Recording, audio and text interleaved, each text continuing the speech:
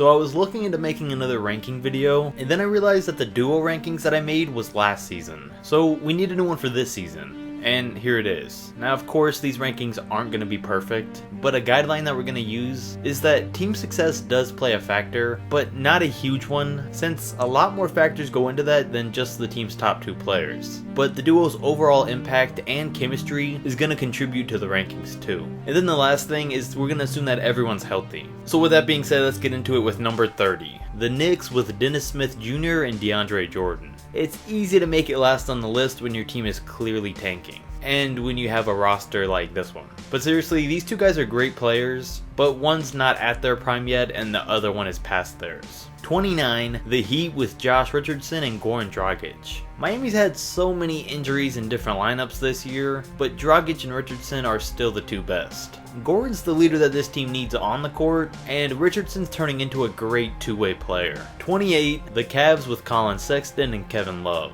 Even though he's on one of the worst teams in the league, Sexton's without a doubt been one of the more underrated rookies this season. And even though Love has come back and played at a similar pace as he has in the past, it's not going to matter for long because he'll most likely get traded this offseason. 27, the Grizzlies with Mike Conley and Jaren Jackson Jr. At this point it looks like Conley's never going to be an all-star, but Memphis may have one of their own on the come-up in Triple J. He's still shown flashes of greatness throughout the year. 26, the Magic with Aaron Gordon and Nikola Vucevic. And this brings up the first current all-star on the list, with Vucevic playing like one of the best centers in the league this year. But Gordon is the one that brings down his ranking. I mean, he's still young, but personally I expected him to be a lot better by now. He's great on defense and driving the ball, but still doesn't have a great post-up game and needs work on his rebounding and shooting. 25, the Clippers with Lou Williams and Danilo Gallinari. We've got the future 6th man of the year and an underrated player in Gallinari, who's putting up almost 20 a game on a great 44% from 3. These guys don't operate too much as a duo since Lou leads the second unit, but they're still the team's 2 best players.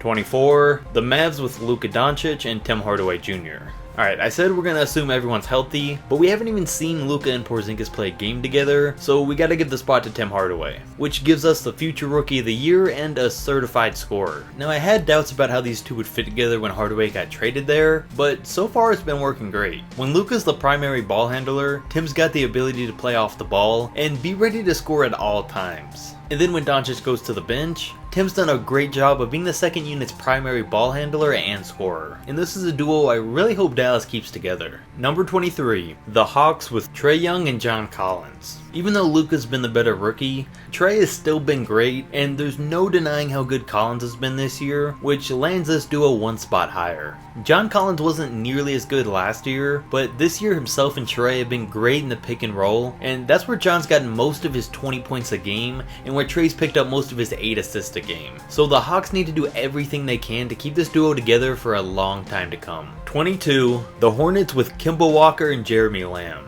Alright, this was a tough one to rank, because Kimba's having the best year of his career and started the All-Star game, but still can't bring his team to the playoffs, with a big part of that being because Charlotte's second best player is still Jeremy Lamb, who's also had the best year of his career putting up 15 a game, but is still just a great role player at best. So this is where the duo ends up. 21, the Suns with Devin Booker and DeAndre Ayton. Booker's putting up an impressive 25-7 on the year, and Ayton's averaging 16-10. These two guys have a huge potential as a duo, but not until they start playing like one. Even though DeAndre controls the paint and Booker controls the perimeter, these two don't play off each other nearly as much as they should, which means that Ayton doesn't get the ball as much as he should. I mean, this duo could be ranked higher and Phoenix could have a lot more wins if these two had better team chemistry. Number 20, the Bulls with Zach LaVine and Lauri Markkanen. Now, this is a duo that works great together. As a big man, Lauri can do a great job of stretching the floor and allowing LaVine the room to score as much as he wants, or even pass it out to him for the open 3. And what makes Markkanen great is that he can do that and post up or drive and score inside too. Together, both these guys open up the floor and give each other opportunities that they didn't have in the past, which is one of the reasons they're both having by far the best years of their career. 19, 13, the Jazz with Donovan Mitchell and Rudy Gobert. These two definitely proved themselves last year to be a great blend of offense and defense on the floor, and this year they've lived up to expectations even more, with both of them having their best seasons offensively and defensively. Gobert's been as good of a defensive presence as always, and Donovan stepped up his game on the other end. And I'm sure this duo is going to move up on the list every year. 18, the Pistons with Andre Drummond and Blake Griffin. The Pistons right now are on pace to make the playoffs, and that's thanks to having one of the best front courts in the league. To make it work, Blake's played more on the perimeter than ever before to give Drummond more room down low. And it has worked because he's putting up another monster year averaging 17 and 15, while Blake's consistently averaging 25, 7 and 5. And the only reason the Pistons aren't better is because the team really has no depth. And I think they need a more passive point guard than Reggie Jackson. Number 17, the Brooklyn Nets with D'Angelo Russell and Spencer Dinwiddie. These guys play the same position, but with how great they've both been and leading the Nets to the 6th seed in the East is why they got ranked here. And it was honestly hard to not rank them any higher, because Russell's finally taken his game as a whole to the next level, and Dinwiddie's been a great surprise for everyone this year. And having both of these guys playing at this high of a level means that teams never get a break on defense, whether it's the starters or the bench playing. 16, the Kings with De'Aaron Fox and Buddy Hield. I had to rank these guys ahead of the Nets duo because De'Aaron and D'Angelo are nearly on the same level, but right now Buddy's the better player and shooter over Dinwiddie. And as a duo, Hield is one of the best shooters in the league, and Fox has developed into one of the better playmakers. And it helps that Sacramento has done such a great job of surrounding him with talent. 15, the Spurs with DeMar DeRozan and LaMarcus Aldridge. DeRozan and LA have had pretty good chemistry, but for two former All-Stars the past few years, they haven't been anything fantastic. And it's been clear that DeRozan's been a big downgrade for the Spurs from Kawhi Leonard. But maybe they'll turn some heads in the playoffs. 14, the Timberwolves with Derrick Rose and Karl-Anthony Towns. It's been widely publicized how well Rose has been this year, because of making his comeback and being one of the best bench players in the league. And the Wolves still aren't a great team, but there's that and the fact that Towns has been having a standout year, putting up almost 25 and 12 on 40% shooting from 3 and playing some of the best defense of his career. The team might not be so great, but these two have definitely done more than enough for their part. 13, the Pacers with Victor Oladipo and Bojan Bogdanovic. Again, we're assuming that everyone's healthy. And while these two haven't been statistically as good as Towns and Rose have, their record and ability to get wins, thanks to things like Oladipo's leadership, is what ranks them so high. And these guys are arguably the top 2 perimeter defenders and offensive players on the team, with on top of that Bogdanovic being the clear best shooter, shooting over 43% from 3, which has definitely helped him become the best player on the floor while Oladipo's been injured. Number 12, the Blazers with Damian Lillard and CJ McCollum. Thanks to Dame and McCollum, the Blazers always finish with one of the best records in the West, but once the playoffs come around, they're not always so great.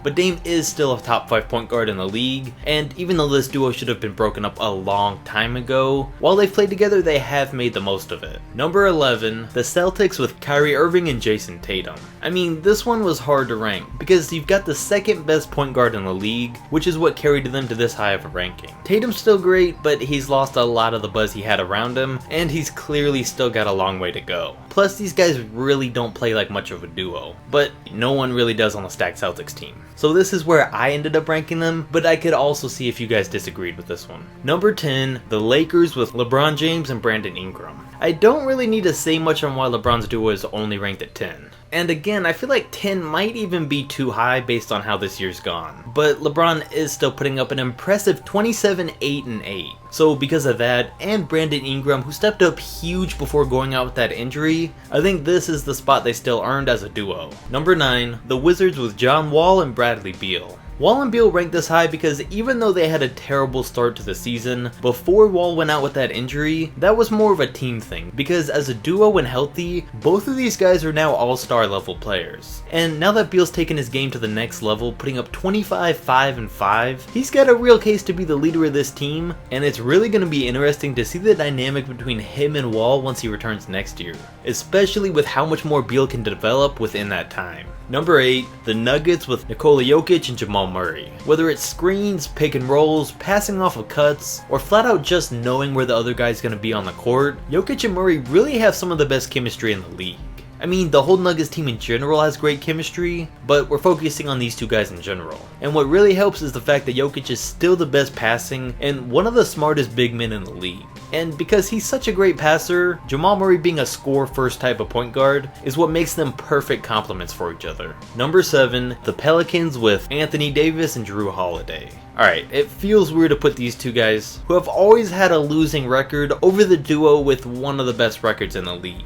But if we're basing it off of more of them as a duo together, rather than the team's effort as a whole, you gotta put these two guys ahead. And because AD is one of the most well-rounded players in the league, and Jrue is a defensive-minded point guard that's putting up 21, 7, and 5, means that right now they're definitely the better duo. Number 6, the Raptors with Kawhi Leonard and Kyle Lowry. Kawhi has quietly been putting up 27 and 7 on the year, while as always being one of the best defenders in the league, and has transformed the kind of player that Lowry's been this year. And almost right away, these two guys have had great chemistry since they were put together and have made it work all season long. Number 5, the 76ers with Ben Simmons and Joel Embiid. This has been Embiid's real breakout year. In his 3rd year in the league, he's putting up an incredible 27, 13, and 2, showing that for years to come, he's gonna live up to all the hype that's been around him. Now, it was hard to pick who to put with Embiid as a second member of this duo, because there's 3 other stars on the team. But we didn't go with Jimmy because his fit on the team has still been questioned. We almost did go with Tobias though, who's putting up 20 and 7 on 40% from 3, over Ben Simmons who's shooting 0% from deep. But I mean, Ben's still putting up 17, 9, and 8, and is the one most thought of as a duo with Joel, so we went with him. And they rank higher than the slightly better Raptors duo, because Kyle Lowry does hurt their ranking. Number 4, the Thunder with Russell Westbrook and Paul George. Peachy's been an MVP and Defensive Player of the Year candidate all year long, and Russ is still averaging a triple-double. They're one of the most lethal defensive duos in the league, and because of all those things, they've earned being this high in the rankings. And even though Philly's got the better record, both of these guys have played better than Simmons and Embiid have. Number 3, the Bucks with Giannis and Chris Middleton. So many things went right for the Bucks this year, which has given them the best record in the league pretty much all year long. Chris Middleton's finally stepped his game up, and Giannis took one step closer to being the best player in the league. But what's really going to determine if that spot belongs to him or not is how deep they can make it in the NBA playoffs. Number 2, the Rockets with James Harden and Chris Paul. Thanks to Harden and CP3, mostly Harden, the Houston Rockets still stand as one of the biggest threats to the Warriors in the Western Conference. And even though Paul's having one of the worst seasons of his career statistically, Harden's historic career has more than made up for it. But again, we'll have to see if the same can be said once the playoffs come around. And number 1, the Warriors with Curry and Durant. I mean, let's face it, nothing needs to be said except for everyone to enjoy this being the last year of seeing these two play together, before we finally get to see Steph Curry be the main guy on his team again. And I'm sure a lot of people are ready for that. But that wraps up this rankings video. Anything you agreed or disagreed with, don't forget to comment down below and let me know. If you enjoyed, drop a like, don't forget to subscribe, and I'll catch you next video.